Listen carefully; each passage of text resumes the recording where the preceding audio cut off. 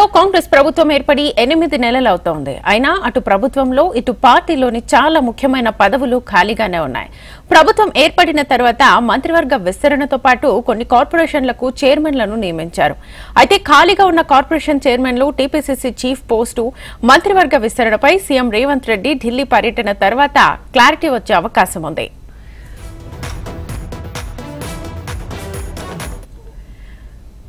రేవంత్ రెడ్డి సామాజిక వర్గం కావడంతో పార్టీ అధ్యక్ష పదవి బీసీ, ఎస్సీ, ఎస్టీలో ఎవరికైనా ఇవ్వాలని కాంగ్రెస్ అధిష్టానం నిర్ణయించినట్లుగా తెలుస్తోంది. బీసీల్లో పలువురు కీలక నేతలు అధ్యక్ష పదవి కోసం పోటీ పడుతున్నారు. వర్కింగ్ ప్రెసిడెంట్ మహేష్ కుమార్ గౌడ్, ప్రచార కమిటీ చైర్మన్ మధు యాష్కి గౌడ్ ఎవరికి వారు తమకు పదవి ఇవ్వాలని కోరుతున్నారు. ఇప్పటి వరకు పార్టీ అధ్యక్ష పదవి ఎస్టీలకు ఇవ్వలేదని, ఈసారి తనకే అవకాశం ఇవ్వాలని ఎంపీ బలరాం నాయక్ అధిష్టానాన్ని కోరినట్లుగా తెలుస్తోంది. ఇక మాదిగలకు మంత్రి పదవి ఇవ్వలేదని, కాబట్టి పార్టీ అధ్యక్ష బాధ్యతలు మాదిగలకు ఇవ్వాలని ఏఐసీసీ కార్యదర్శి సంపత్ కోరుతున్నారు.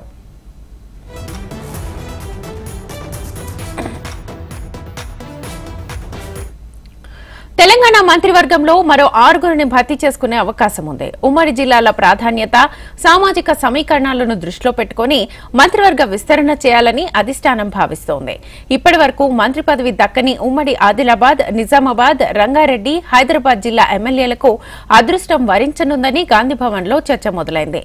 ముదిరాజ్, యాదవ, ముస్లిం సామాజిక వర్గాలకు చెందినవారు మంత్రివర్గంలో లేరని, కాబట్టి వారిని ఈసారి విస్తరణలో తీసుకునే అవకాశం ఉందని తెలుస్తోంది.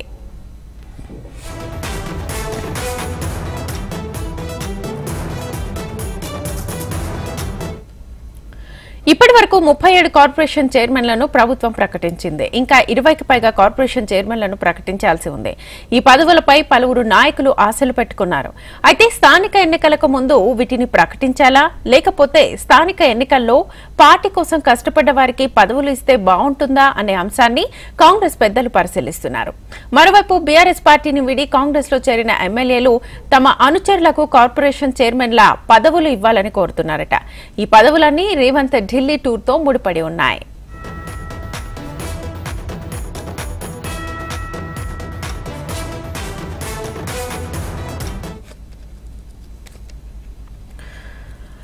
రైట్, ఇక రేవంత్ టూర్ కి సంబంధించి ఫుల్ డీటెయిల్స్ గాంధీ భవన్ నుంచి మా ప్రతినిధి ప్రేమ్ అడిగి తెలుసుకుందాం లైవ్ ద్వారా. ప్రేమ్,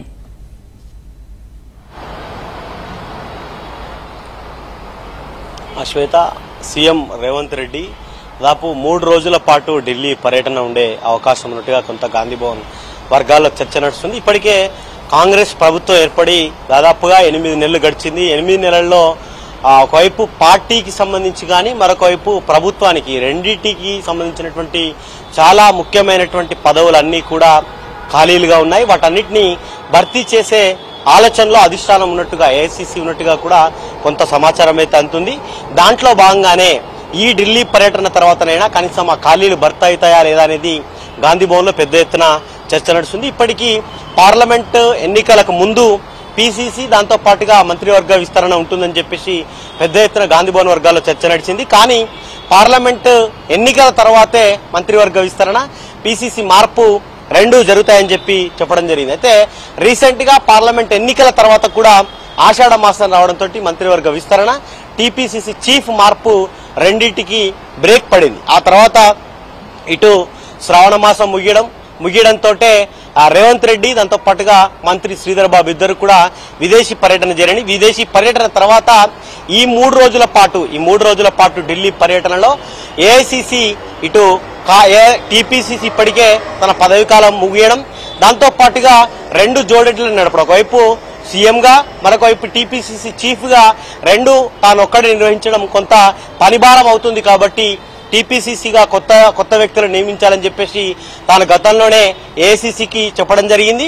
దాంతో టీపీసీసీ చీఫ్ మార్పుపై కూడా పెద్ద ఎత్తున గాంధీభవన్ వర్గాల్లో చర్చ జరిగింది. అయితే దీంట్లో ఇప్పటికే రెడ్డి సామాజిక వర్గం నుంచి ఒకవైపు మంత్రివర్గంలో కానీ, మిగతా కార్పొరేషన్, దాంతో పాటుగా పార్టీలో ఉన్నటువంటి పదవులలో రెడ్డి సామాజిక వర్గానికే పెద్ద ఎత్తున పదవులు కేటాయించడం జరిగింది. అయితే టీపీసీసీ చీఫ్ గా బీసీకి అవకాశం వస్తుందని జరుగుతుంది.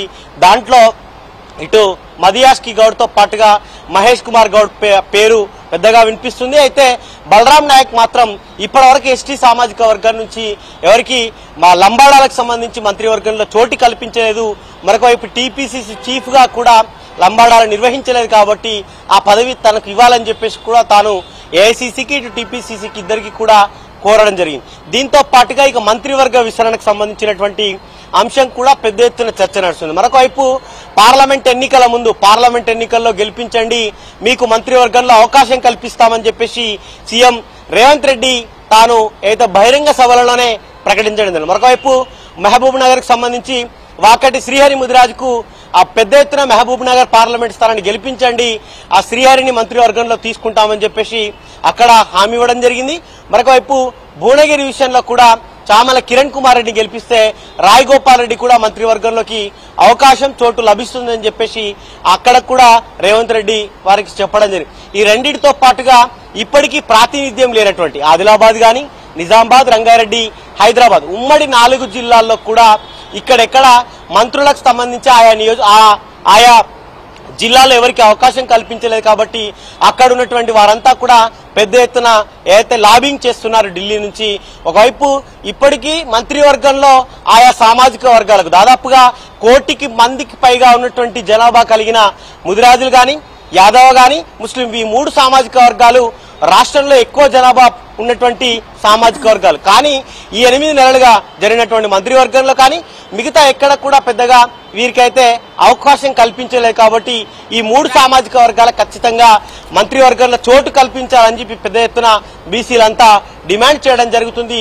ఇక మంత్రివర్గ విస్తరణకు సంబంధించి ఇదొకటైతే మరొకవైపు కోదండరామ్ కు కూడా మంత్రివర్గంలో చోటు కల్పించాలని చెప్పేసి జనసమితి నాయకులు చెప్తున్నారు. కాంగ్రెస్ పార్టీ గెలుపు కోసం ఎక్కడా పోటీ చేయకుండా రాష్ట్రం అంతటా బీఆర్ఎస్ ను దించడం కోసం కోదండరామ్ పనిచేశాడు. విద్యార్థులు, నిరుద్యోగుల విషయంలో బీఆర్ఎస్ చేసినటువంటి వాటన్నిటిని గుర్తు చేసుకుంటూ కాంగ్రెస్ పార్టీ అధికారం రావడంలో జనసమితి కోదండరామ్ పాత్ర మరవలేని కాబట్టి కోదండరామ్ కూడా మంత్రివర్గంలో అవకాశం కల్పించాలని చెప్పేసి జనసమితి నాయకులు కోరుతున్నారు. ఇక కార్పొరేషన్ చైర్మన్ కనుక మనం చూసుకుంటే 8 నెలలు కూడా గత 10 ఏళ్లలో బీఆర్ఎస్ పాలనలో ఎంతో మంది ఎన్నో కేసులు పెట్టినా కూడా స్థానికంగా ఉన్నటువంటి నేతలు ఇబ్బంది పెట్టినా పార్టీ మారకుండా 10 ఏళ్ల పాటు పార్టీ కోసం పనిచేశాం కాబట్టి 8 నెలలు అవుతుంది. కనీసం ఈ 2వ దఫాలైనా కార్పొరేషన్ చైర్మన్లుగా మాకు అవకాశం కల్పించాలని చెప్పేసి పార్టీ కోసం పనిచేసిన ప్రతి ఒక్కరు కూడా ఇటు టీపీసీసీ కానీ అయితే ఢిల్లీలో ఉన్నటువంటి వారికి అనుకూలంగా తెలిసినటువంటి నాయకులందరి దగ్గరికి వెళ్లి కూడా వాళ్ళు మొర పెట్టుకుంటున్నారు. మా కార్పొరేషన్ చైర్మన్లుగా మాకు అవకాశం కల్పించాలని చెప్పేసి మరొకవైపు వారు కోరుతున్నారు.